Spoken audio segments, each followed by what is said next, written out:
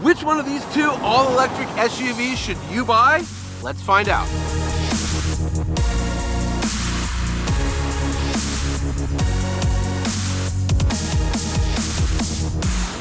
Hi there. In 2022, the Tesla Model Y was the best-selling car in California. Through the first quarter of 23, it was the best-selling car in the world. Why?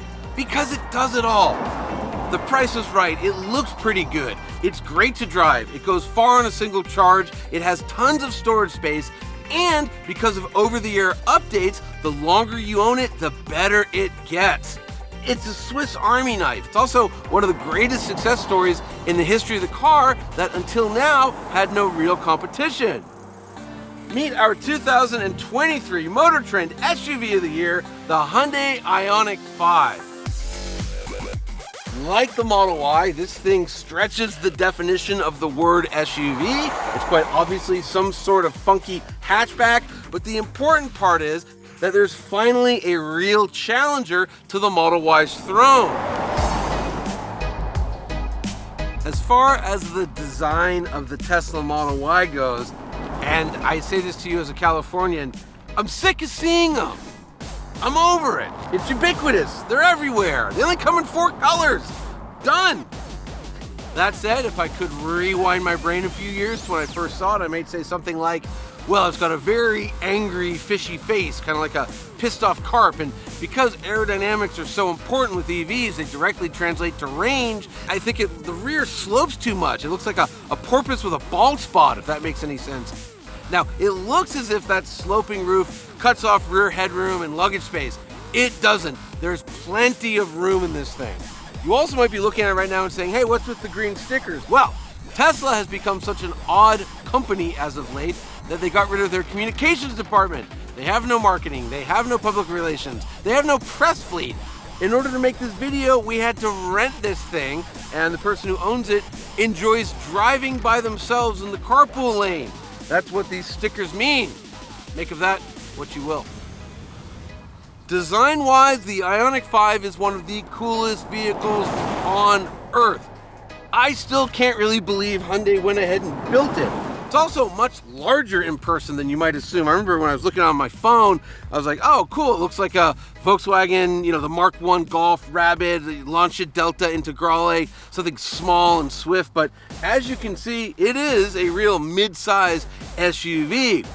I'm not original in saying that the Atari 8-bit 80s graphics are super cool. From the headlights to the taillights, the wheels, the strakes that run down this thing, the colors they choose to paint it, it works, it's innovative.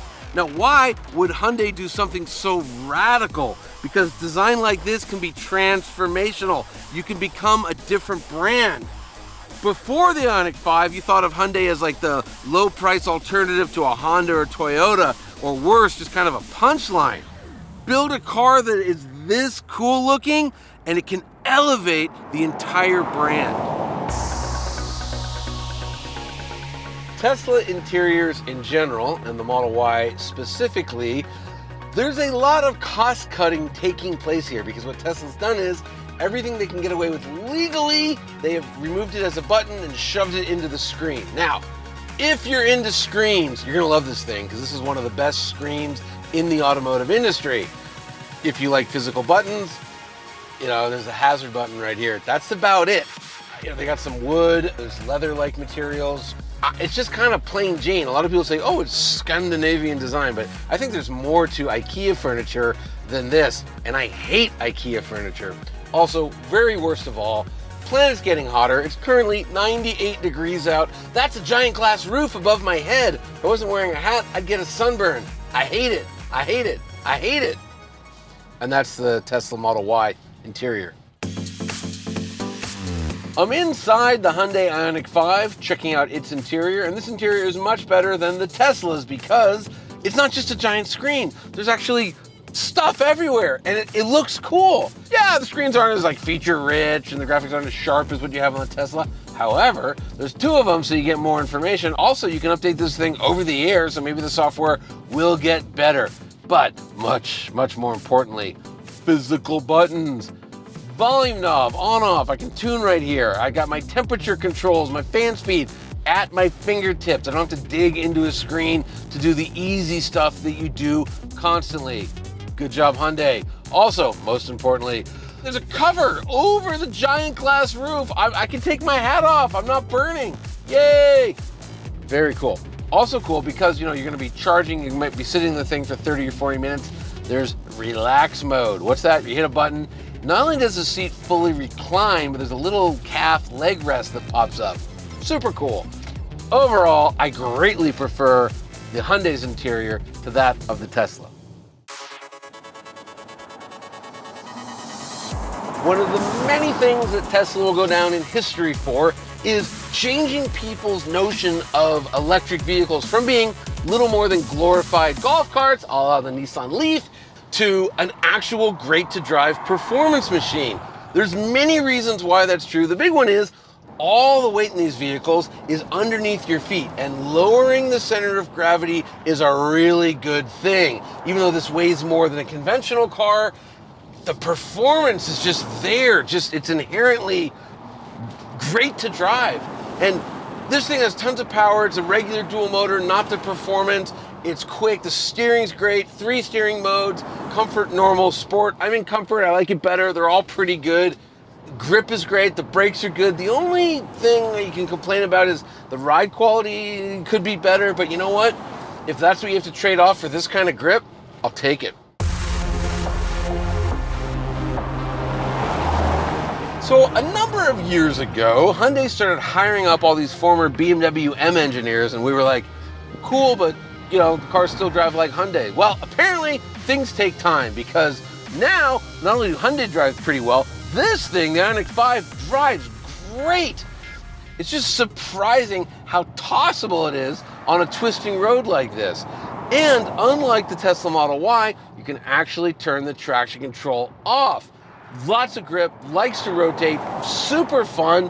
Who knew? In terms of performance, I prefer driving the Hyundai. This comparison test is close. The bottom line is both of these are fantastic vehicles, and I would happily own either one of them. The tricky part is that for everything that the Tesla does better, the Hyundai does something else better. Here's an incomplete list. This steers better. That rides better. This is quicker in a straight line. That's more fun to drive around corners. This has incredible storage. This has incredible exterior design. This has a quieter interior. This has an actual interior. It really is a dead heat, except for one teeny tiny little thing, and that's that public charging infrastructure in this country sucks. Tesla realized that and did something about it. They built the supercharger network. Hooray! Hyundai realized that, but did nothing. Now, it's true, Hyundai announced that along with General Motors and Honda and 4 other automakers, they're gonna build an alliance. They're gonna put out their own competitive supercharger network next year. And so that's why today, right now, the winner of this comparison test is Tesla Model Y.